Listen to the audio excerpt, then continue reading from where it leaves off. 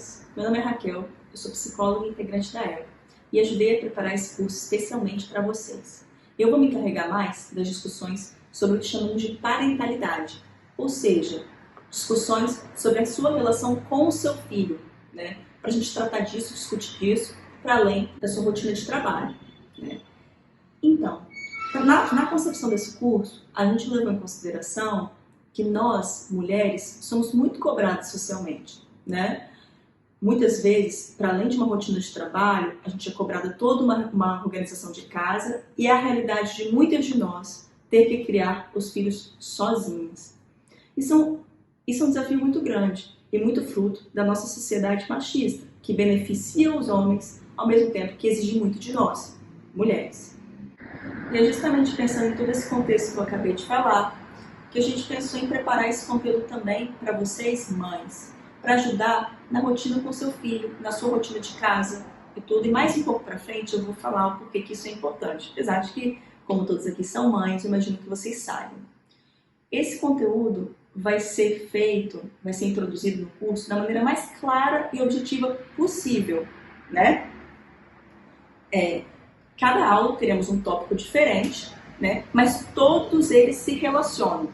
Tanto os exercícios que vocês vão fazer aqui na nossa plataforma, que vai ser falado nas aulas comigo e tanto quanto dos outros meninos integrantes da EVA, quanto os exercícios que vocês vão fazer em casa, que vão ser pequenas sugestões que eu vou fazer de exercícios práticos para você testar no seu ambiente de casa e ver se funciona ou não. E é muito importante que a gente mantenha essa troca viva. Todos esses exercícios e o conteúdo, apesar de serem diferentes entre si, se interrelacionam e têm um propósito em comum, que é tanto você, mãe, quanto seu filho, colham os benefícios de uma criação baseada no fortalecimento do vínculo, na comunicação e na emancipação, ou seja, ensinar os outros a ter ferramentas para caminhar com as próprias pernas, para fazer suas decisões e para, enfim, desejar seu próprio futuro. A gente sabe que cada uma de vocês, mães, é única, assim como cada filho é único também. Ou seja, vocês têm a sua própria maneira de conversar, de falar, de criar, e os seus filhos também são singulares. Têm o seu próprio tempo, suas próprias dificuldades, a maneira como eles vão dar conta de fazer as coisas. O conteúdo que a gente vai expor aqui não é uma verdade única e absoluta. São dicas e reflexões para serem adaptadas à realidade de cada um de vocês. Por isso mesmo a gente mantém o canal aberto, né? Vocês vão sempre poder se comunicar conosco através da plataforma, com uma caixinha que vai ficar aqui embaixo do meu vídeo, e também você tem nossos números de telefone. Agora, eu vou colocar a pergunta que não quer calar nesse quadro. Por que é tão importante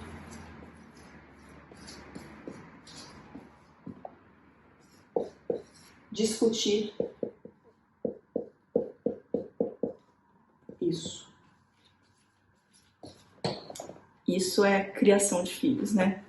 Bom, a maneira como nós, adultos, vocês, mães, se comportam em relação aos seus filhos, como vocês se comunicam com eles, como vocês o tratam, a maneira como demonstram afeto, a maneira como punem, a maneira como reforçam, elogiam, vai afetar diretamente o comportamento e o desenvolvimento dessa criança, adolescente e adulto, né? Ou seja, vocês, mães e pais também, têm um papel importantíssimo na constituição, na criação, no resultado, vamos dizer assim, desse ser humano único e singular que é o filho de vocês.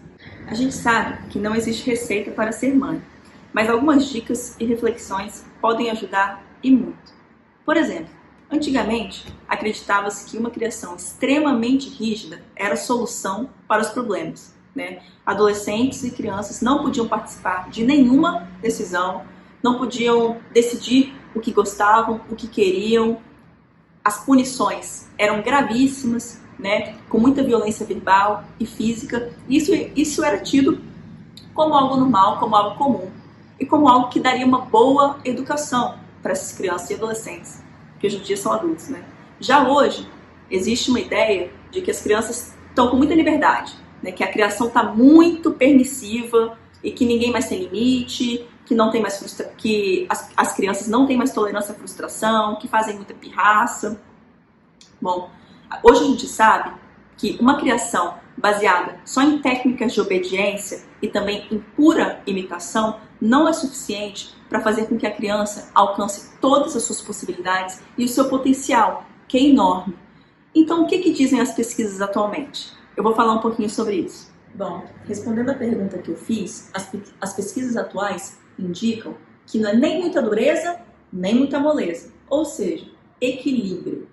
Só que é muito mais fácil no gogó, né, na teoria, do que na prática, porque a gente sabe que a tarefa de acompanhar um outro ser humano, educá-lo, viver com ele, ajudá-lo, na realidade é muito mais complexa, não é mesmo? Mas então, o que seria esse equilíbrio que a gente falou? Eu vou escrever algumas palavrinhas-chave no quadro para a gente guardar essas palavrinhas para todo o curso, que elas vão ser o plano de fundo de todas as discussões que a gente vai ter aqui. Bom, essa criação baseada no equilíbrio, ela diz respeito à ausência de violência, ou seja, sem violência,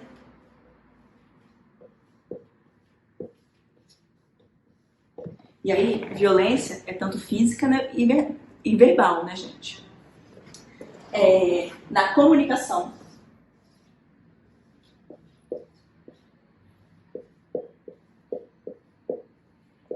Ou seja, ser capaz de dialogar, trocar ideias e se compreender. Compreensão também, ou seja, entender o outro.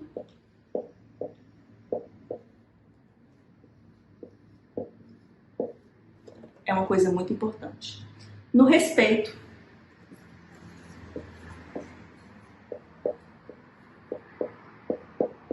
Respeito ao tempo, às diferenças, né? Tanto suas quanto dele.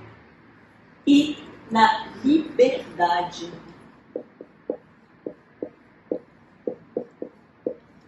Liberdade para querer outras coisas, para ser diferente, né? Para ter seu próprio ritmo, para ser diferente até de você, mãe, que às vezes isso pode ser muito difícil, né?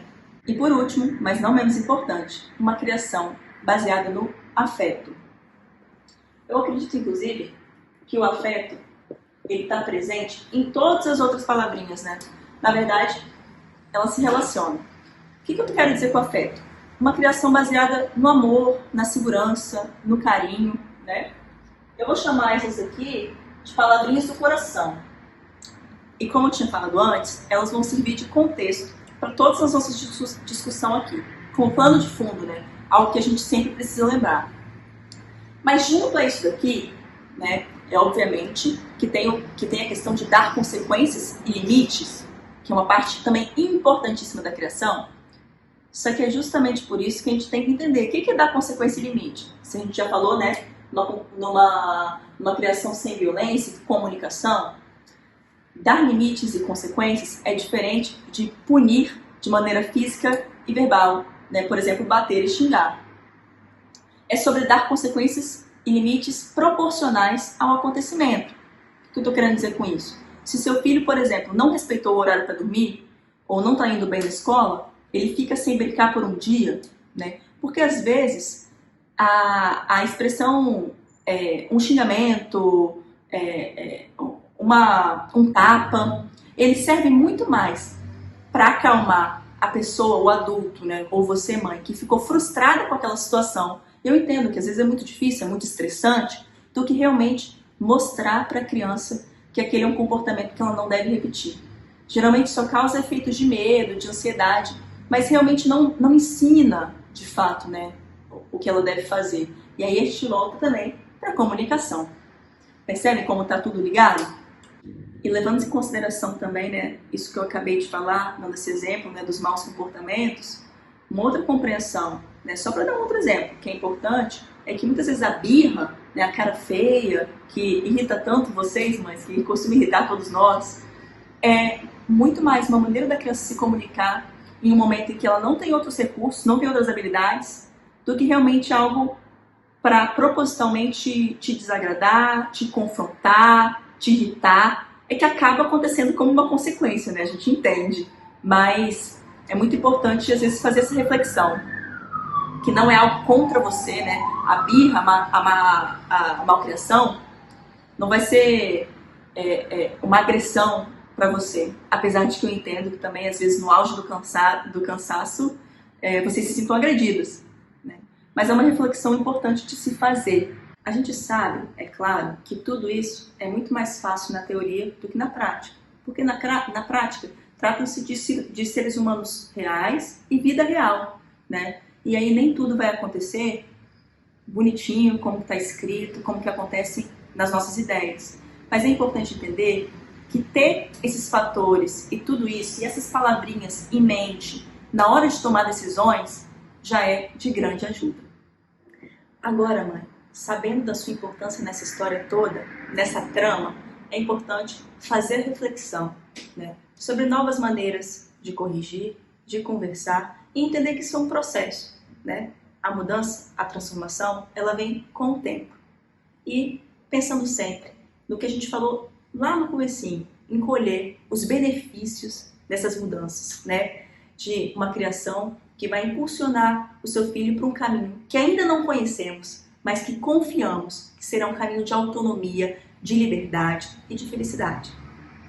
Agora, existe também duas perguntinhas que eu queria deixar com vocês hoje. Elas são muito importantes e eu gostaria muito que vocês pensassem sobre elas e inclusive respondessem aqui embaixo no quadrinho que vai ter embaixo desse vídeo para a gente ver e discutir e pensar juntos. Vou escrever elas aqui no quadro. A primeira é: qual é a sua maior dificuldade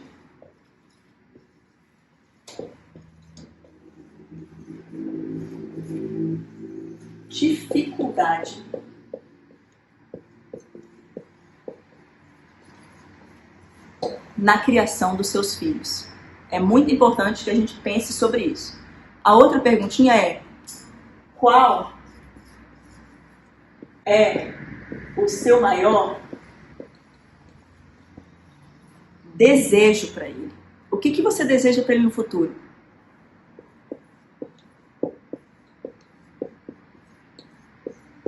Essas perguntinhas, apesar de simples, podem nos guiar e muito.